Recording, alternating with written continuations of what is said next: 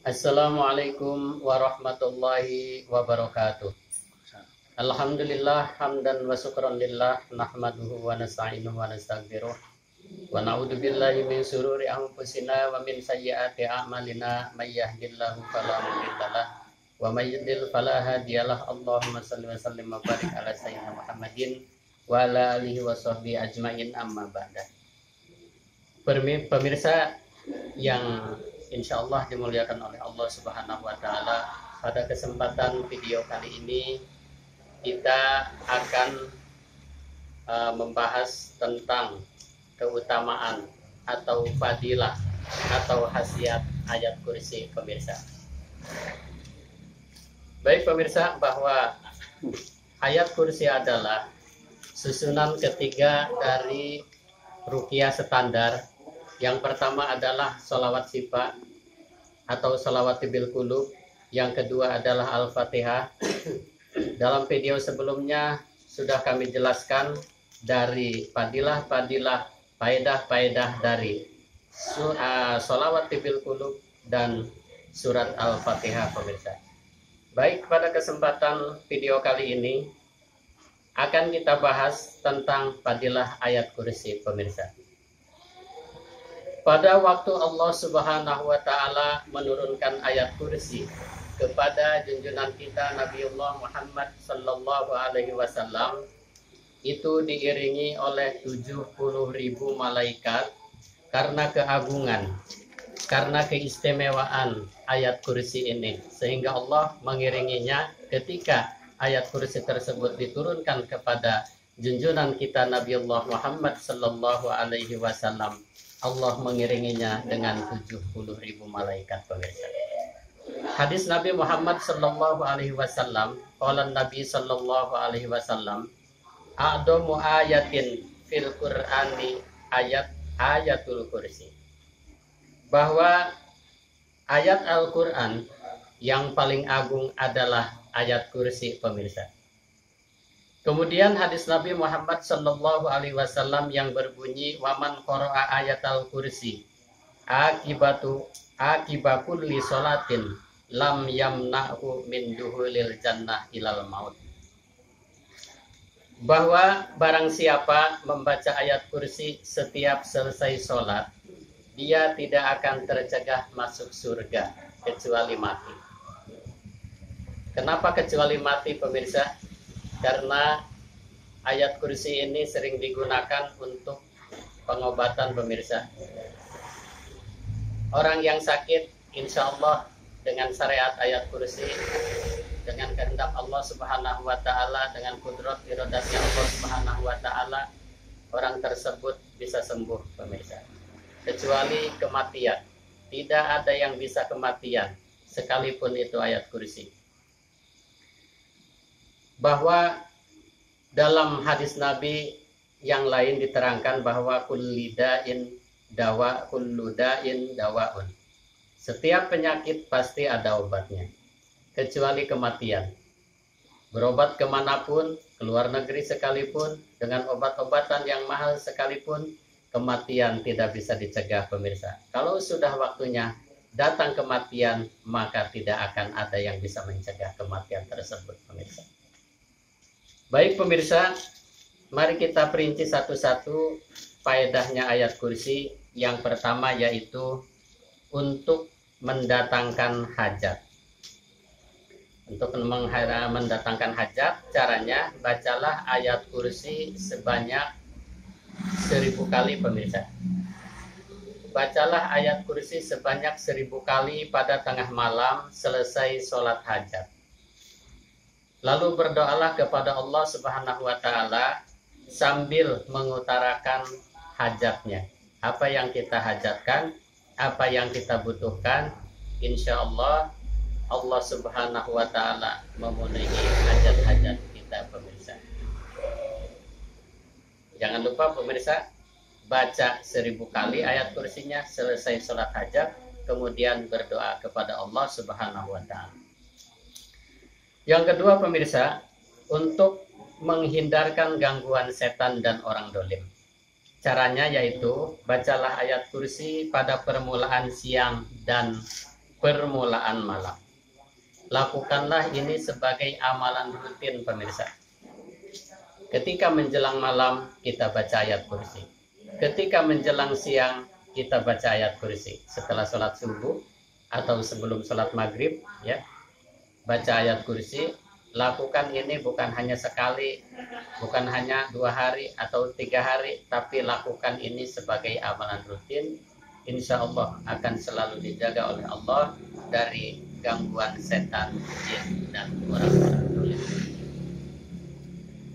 Kemudian yang ketiga, faedahnya ayat kursi tersebut di samping untuk pengobatan yang dipadukan dengan Al-Fatihah, Al-Mu'awwidhatain dan lain sebagainya, yaitu untuk mengusir setan, mengusir sebangsa setan, sebangsa jin yang bertempat tinggal atau yang berada di rumah atau di gedung-gedung atau di bangunan-bangunan.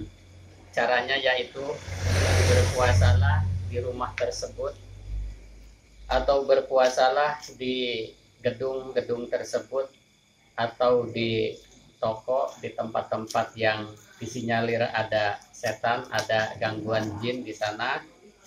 Berpuasa sambil membacakan ayat kursi sebanyak-banyaknya pemirsa. Semalam suntuk ya, dari mulai habis sholat isya kita baca ayat kursi.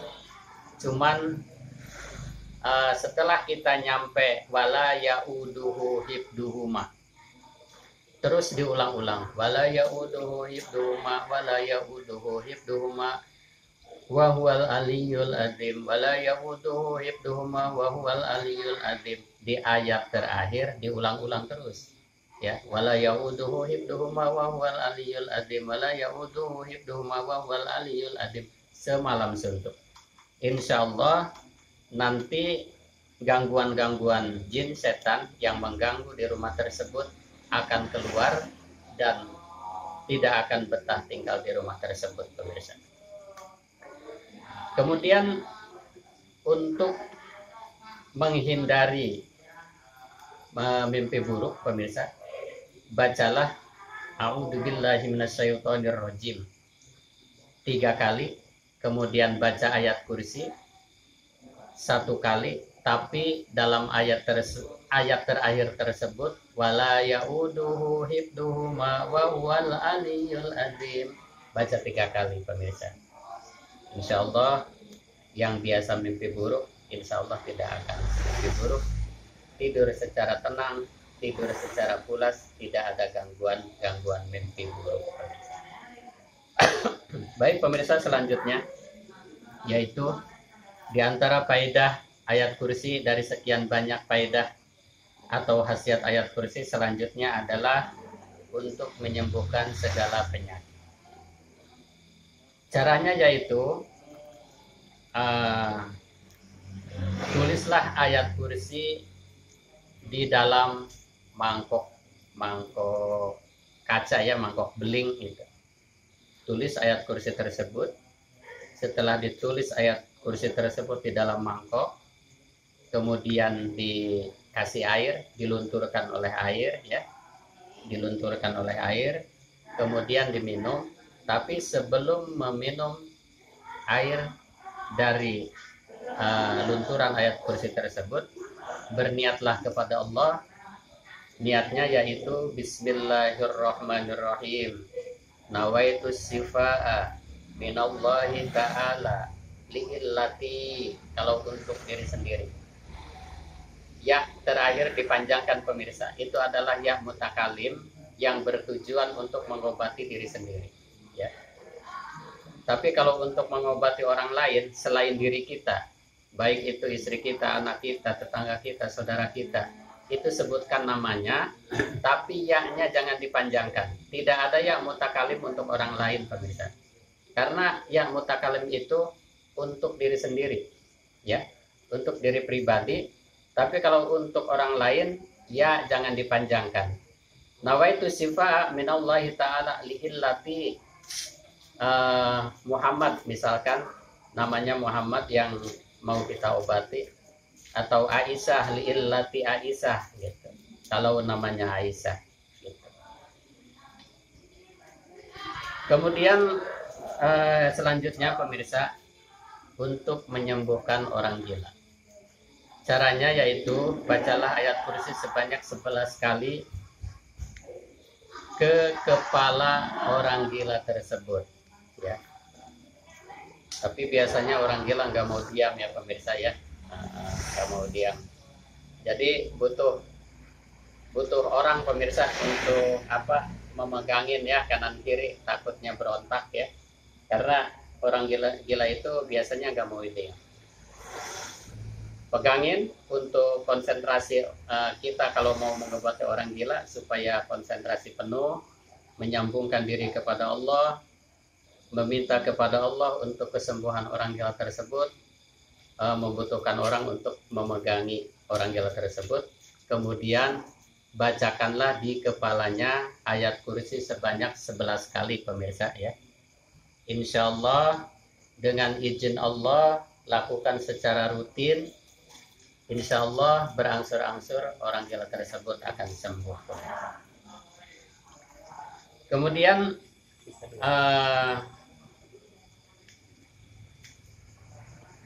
untuk agar selamat dari perjalanan, pemirsa, sebelum kita melakukan perjalanan jauh ya, baik itu darat, udara, laut, sebelum kita keluar rumah, baca ayat kursi ya. Di perjalanan baca ayat kursi, insya Allah diselamatkan oleh Allah Subhanahu wa Ta'ala.